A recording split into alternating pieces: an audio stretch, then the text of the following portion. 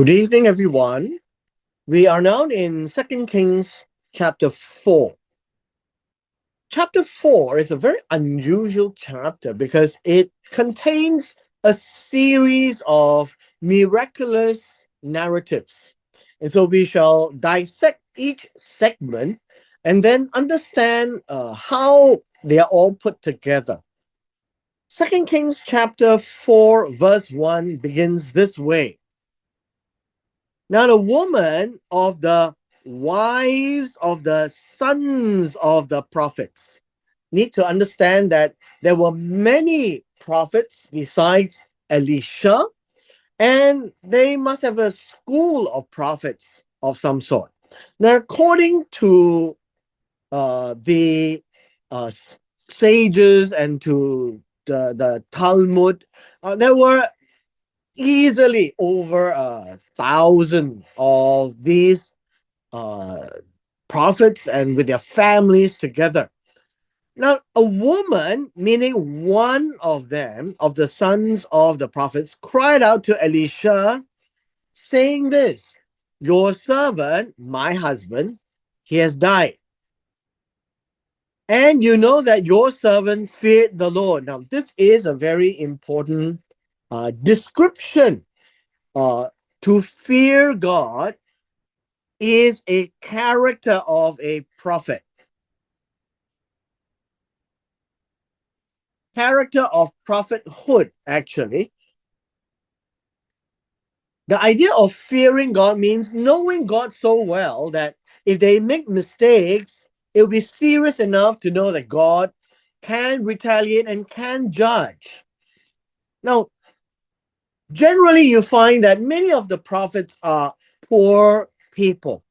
And so the creditor here has come to take my two children to be his slaves.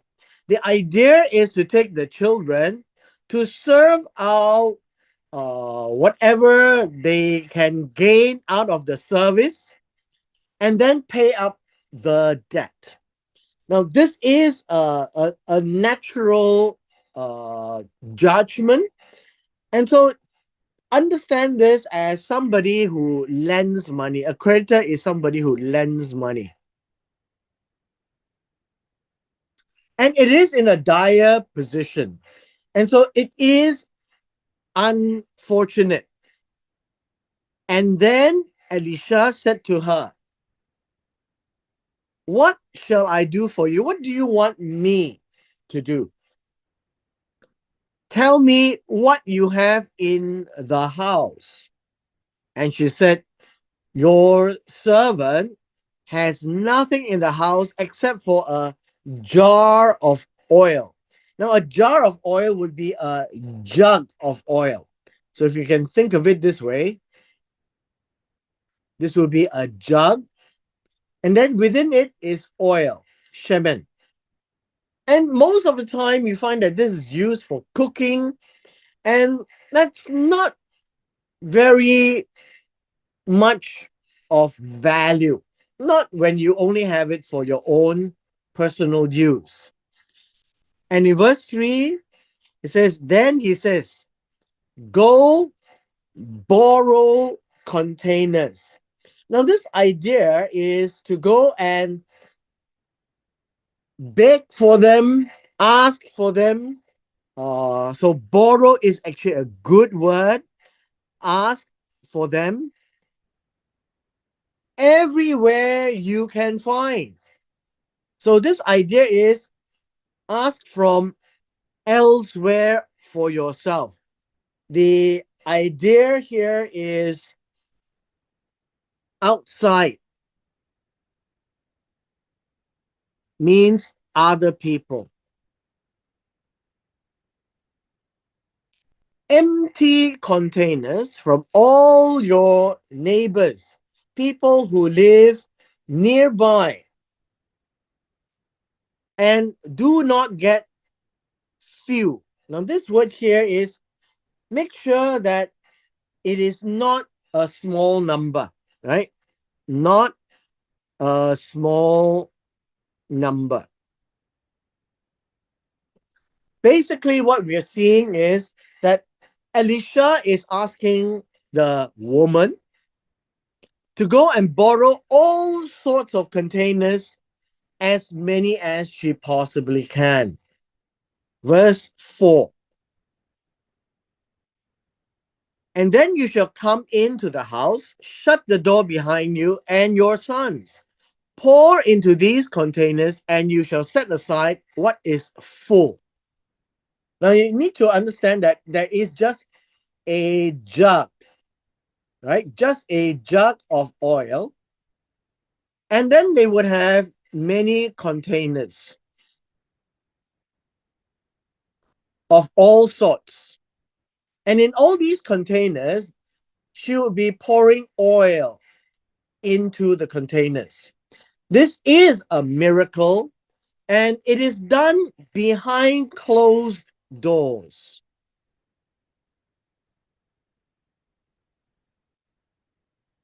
This is to say that the miracle is not a public affair. It is not a public event.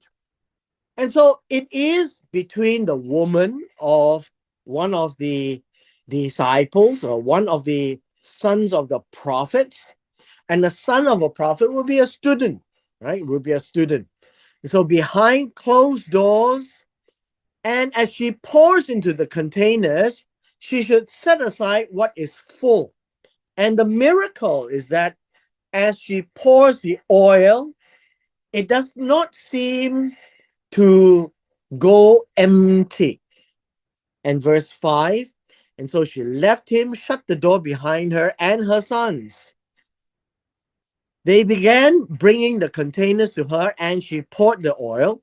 When the containers were full, she said to her son, "Bring me another container." And he said to her, "There are no more containers." Then the oil stopped. Now, this is important also to think of it this way. There are no more containers, meaning since they are seeing that there is an unstopping amount of oil, they found all sorts to contain oil. But the last phrase here, then the oil stopped, that is in verse 6. The oil stopped literally does not mean that the oil stopped. It actually has a very strange expression. It says that the oil stood up.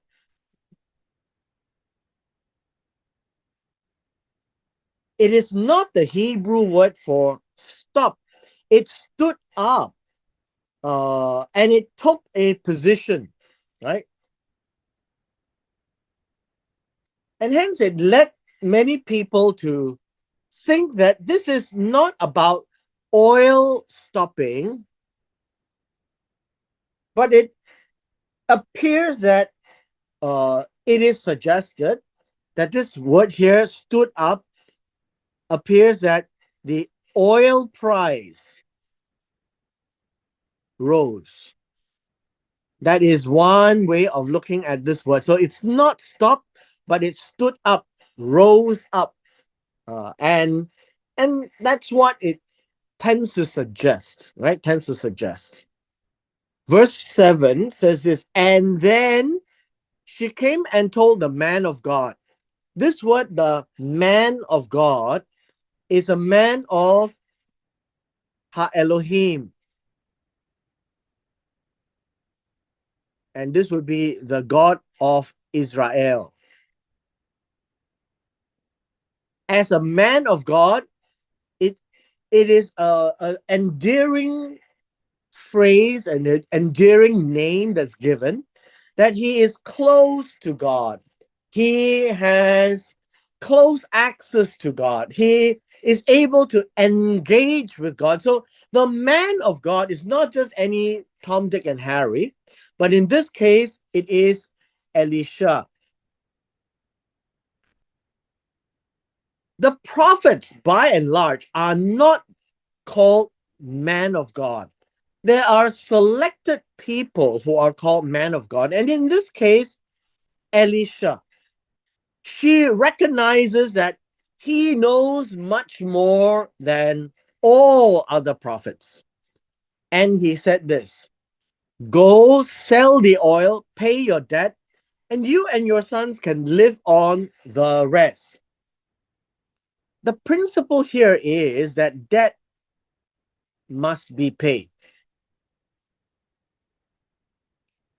But because the woman had pleaded that she cannot have her two children go and serve the debt, uh, Elisha did this miracle. And it's not a big time miracle in the sense that it wasn't a public show, it's not a public event, but it was enough to pay off the debt. So all debts must be repaid. There is no such thing called I pray to God and the debt disappears. It doesn't work that way. And there was more than enough that the rest of them can live on the rest, can stay alive. That's what it means. And this is important because it gives us the notion just because you are a prophet doesn't mean that you can have a free lunch. Doesn't mean that you can take advantage of your situation. Doesn't mean that you can borrow money and not repay. This is a principle. However difficult it may be, you still have to serve off the debt. So you have to shalom your debt so that you can have shalom. And it is a principle, although we're talking about a miracle, it is to serve out the debt. Verse 8. Now a day came when Elisha went to Shunem, where there was a prominent woman. Now, this word prominent woman really gives us an idea. She is a great woman. That is what the text actually says. She's a great woman. Prominent is good.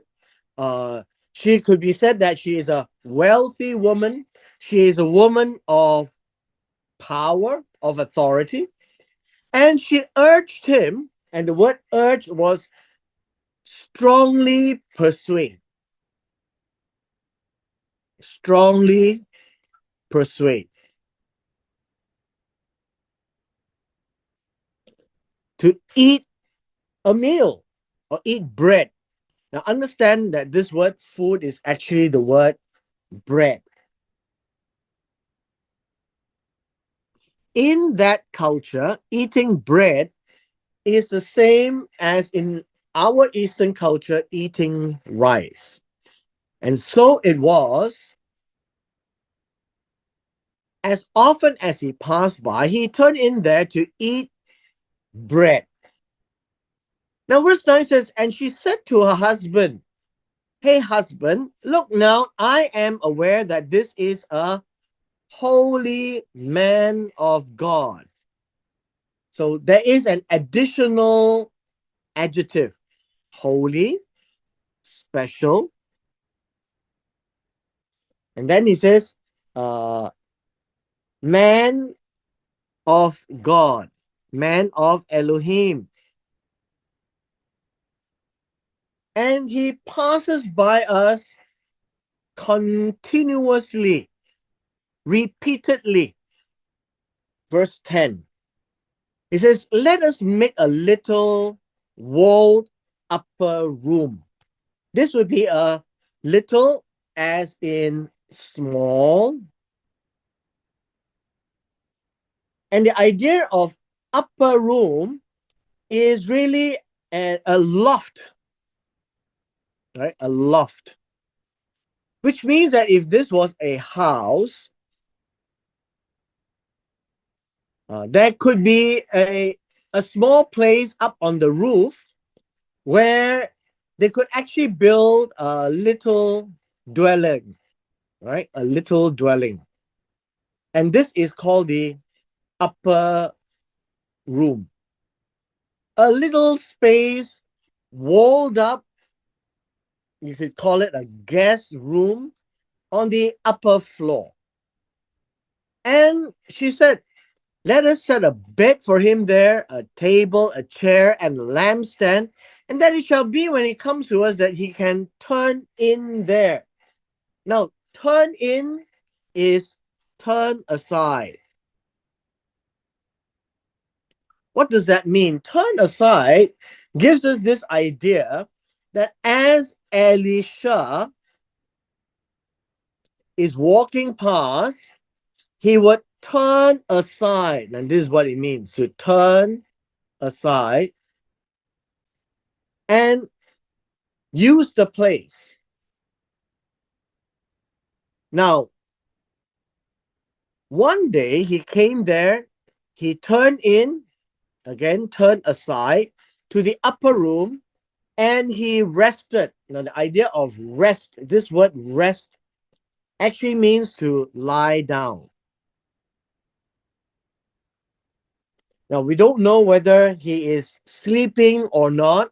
We just know the action is that he lied down on his bed, right? There was a bed for him there. Verse 12. And then he said to his servant, Gehazi. Now, Gehazi is a personal servant like Elisha to Elijah. And as he came by, Elisha had this personal servant called Gehazi. And he said, call this Shunami. And when he had called her, she stood before him.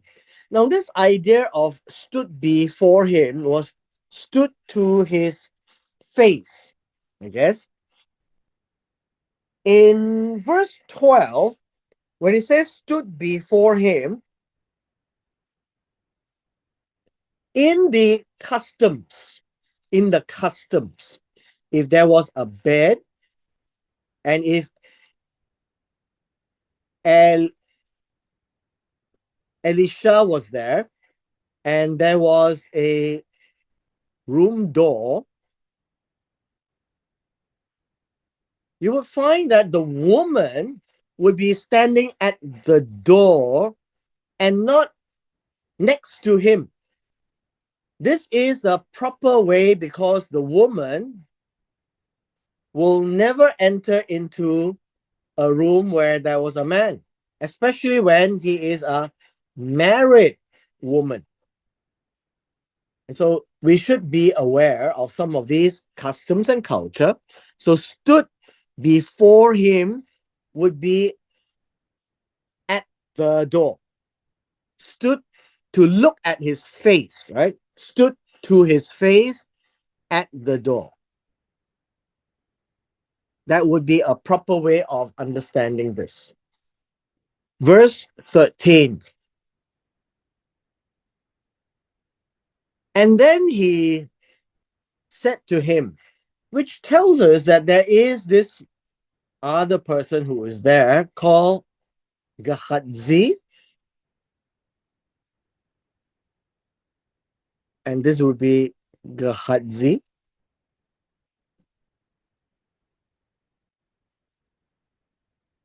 Elisha speaks to the Shunammite woman through Gehazi.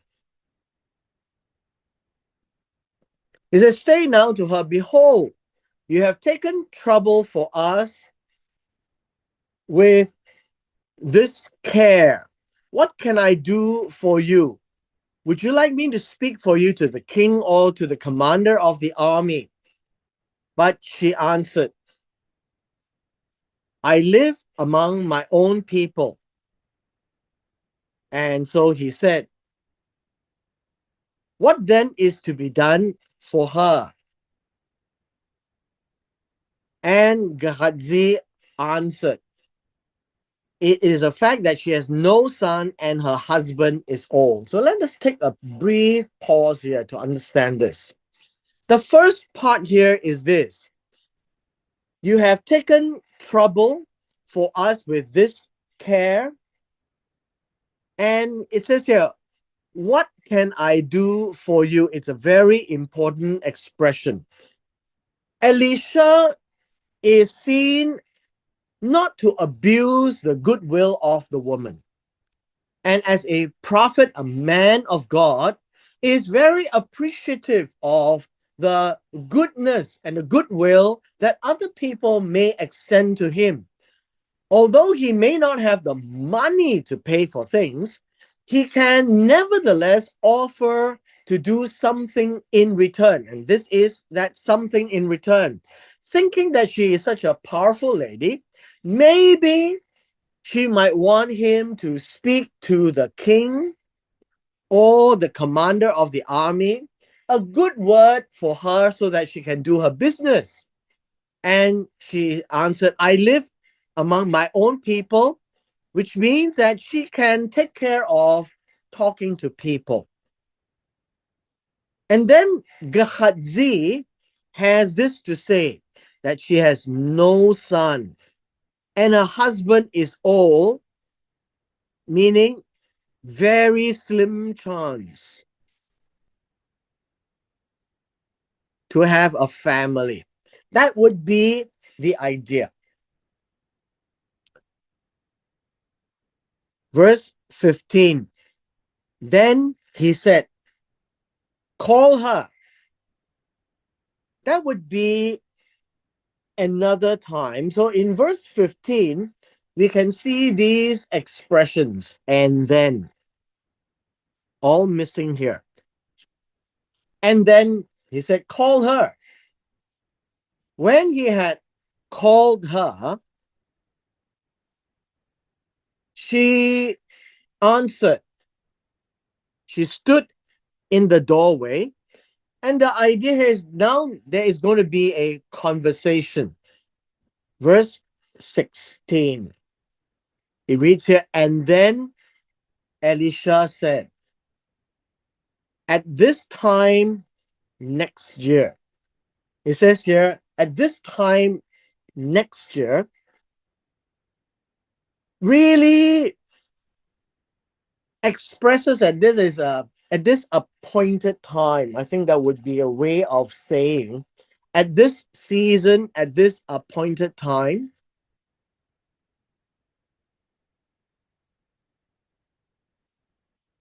At this appointed time, next year, it says, you are going to embrace a son. And she said, no, my Lord, you man of God, do not lie to your servant. Now, this word is not lie in the sense of telling a lie. It says, do not fail your servant. I think that would be a much better way. Do not fail, do not disappoint. Do not tell me something that I get all excited and then it doesn't happen. Verse 17, now there is an and then. And be aware that a period of time has passed, 1 year. The woman conceived, and this word and is and then a period of time passed, gave birth to a son at that same appointed time the next year, as Elisha told her. Now, this is a very interesting proposition. That this miracle is like how God gave a child to Hannah, gave a child to Sarah. A woman, however successful she may be, uh, is not deemed to be a woman until she is able to have her own flesh and blood, a son. And obviously, she didn't say it out loud, but Elisha knows that that would be something to the woman. Verse 18, when would be and then. Just bear in mind that there are a number of and thens. After this was said, Sometime thereafter, the woman conceived. Now, please bear in mind the woman conceived means that she got pregnant. And this is obviously by the husband, the old husband. That was a slim chance, but it happened. And then, after she was pregnant to the full term, she gave birth to a son, not a daughter, a son, the next year, as Elisha had said. And so, this is a prophecy. And then, when the child was grown, now the child was grown doesn't tell us how old he is. We are told that the child was strong enough, and child is young. This young child was strong enough the day he went out to his father to the reapers. And he said to the father, my head, my head. And his father said to his servant, bring him to his mother. Why would the father do that? Because this is a miracle child. Came from the works of the mother because of Elisha. Verse 20. And then he had carried him and then brought him to his mother. He sat on her lap until noon. And then he died. So you notice there is a sequence of and thens.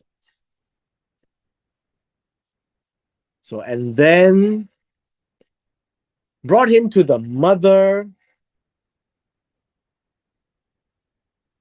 Then, and then he sat on her lap until noon. And then he died.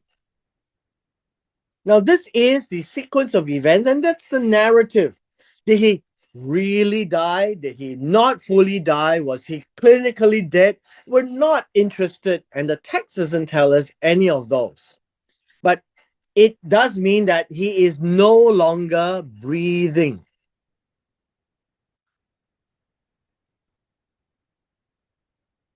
And he is no longer moving. And that's death in ancient times. Verse 21. And then she went up and then laid him on the bed of the man of God. And that would be the bed of Elisha. And then shut the door behind him. And then she left. So you can notice this is a sequence of and thens again. This is a very interesting narrative. So now we have the bed and we have this little boy that is laid down on the bed of Elisha. Verse 22. And then she called to her husband and said, please send me one of the servants and one of the donkeys so that I may run to the man of God and return. Now, this idea here is to disclose her interest of action. And why would she say that? Is because everything is in the control of the husband. The husband takes care of things around the house. The manservants, and the manservants is stated here. This word servant is a young man. This would be the young man, the young men. And then one of the donkeys for her to ride, and that she will go to Elisha, the man of God. Verse 23. But then he said, why are you going to him today? It is neither new moon or Sabbath. So she just said, it will be fine. The word here is shalom. It will be peaceful. It will be safe. It is okay. Now, this tells us that people normally don't go to see the prophet unless there is a new moon or the Sabbath. And this is none of those dates. But she has an urgent request because her son has just died. Verse 24. And then she saddled the donkey and then said to her servant, which is a young boy, he says, drive the donkey and walk. This go on is walk. Do not slow down. And that's important because there's something urgent. The pace for me, unless I tell you. Verse 25. And then she walked on and came to the man of God at Mount Carmel. The man of God saw her at a distance, and he said to Gehazi, his servant, hey, that person there is the Shunami or the Shunamite. He said, please go and meet her. So it says here, please run now to meet her and say to her, uh, is everything okay? Now, this word here is everything peaceful with you? Is everything shalom with you? Is it going well for your husband? And this is also the word shalom, not tov. He didn't ask for tov, he's asking about shalom. Is it shalom for the child? That is the same word. And then she answered, it is shalom. This is a typical greeting, and she was not about to say anything to Gehazi until she meets up with Elisha. Verse 27. And then she came to the man of God. This is Ish HaElohim at the hill Mount Carmel, and then took hold of his feet. This word literally means applied strength. Applied strength at his feet. And Gehazi came to push her away, but the man of God said, leave her alone. Let her be. Now, the idea here is not about letting her alone. This really means don't disturb her. Uh, let her be herself. I think the better word is uh, refrain, abandon your idea, right? Abandon your idea of pushing her away. Just let her be. And Elisha says, for her soul is troubled. Now, this word troubled is Mara, is bitter. She is not well. She is grieved. And Jehovah has concealed it from me and has not informed me. Basically, it's telling that God did not reveal. Well, at times then it suggests that the prophet may have an early revelation by God as to what the problem is, but in this case, there was none. And he wasn't about to pretend that he knew. And verse 28, we will pause here for today, will be our last verse.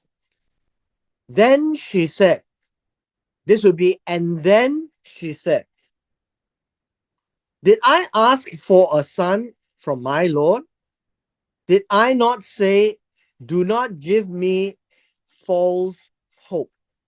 So this word false hope is a translation. So do not mislead me. When we first read earlier on, and earlier on was a time where the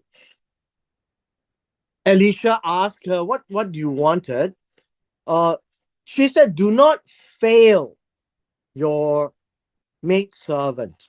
And so do not mislead is a good way of expressing, do not fail me. Now, she now has a son, raised him up, and he died. And it appears that she is facing a hope that is no longer going to be realized, that he is not going to grow up and become the progenitor of the family. Because if he dies young, he will never get married and have children. And so this is what it means by a false hope, or being misled, that there is hope for for children and for descendants. And this seems to be an event that would have failed her, that her hopes have been raised because she could not have a child, and now she has a son. The son grew up, and yet the son died. And so all of this is dashing her hope as a woman, because it is just for a short period of time that she can have a son. Now, this is a rather long chapter, and we will continue this tomorrow. And so, with this, we come to the end of our session today.